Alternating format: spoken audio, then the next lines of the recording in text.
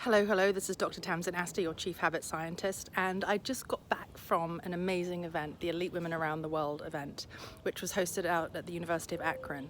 And it was equity, diversity and inclusion, and I heard these amazing stories of women who were game changers, who were often the first to do something, the first person of color to do something, the first race to do something, the first gender to do something, and it was really empowering and enlightening and inspiring. And it made me think of the LeaderCast event that I was at on Friday, where this amazing professor, whose job I now secretly covet, Francesca Jeannot, who is out at the Harvard Business School, who does research on rebels.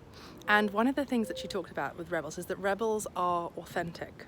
Rebels are comfortable with vulnerability, which is often not something that we think of when we think of rebels. We think of rebels as being people who are breaking the rules, but actually rebels are the ones who are, yes, they're rebelling against the framework and the structure, but they are doing it through their own deep actions around vulnerability and authenticity and like pushing up against the status quo and, as Lovey said, speaking truth to power. So I just wanted to pop on here and say, I see you on International Women's Day, all of you amazing women who are out there being a rebel, and I myself define myself as a rebel. And in fact, when I was 16 years old, I saved up my pocket money and bought myself a belt buckle which says Rebel in brass from Kensington Market, which is now Whole Foods in central London. But any of you Londoners who grew up like I did in the 80s and 90s will remember Kensington Market and the many fun hours to be spent there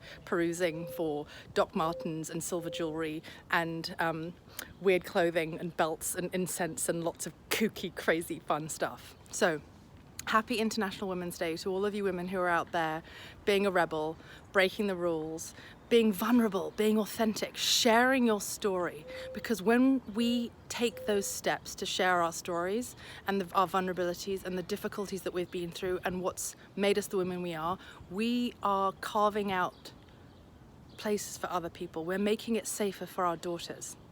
So, have a fantastic day. And oh my God, it's like spring here in Cleveland, but I feel bad saying it because who knows, it might actually start snowing again tomorrow. All right, love you guys. Mwah.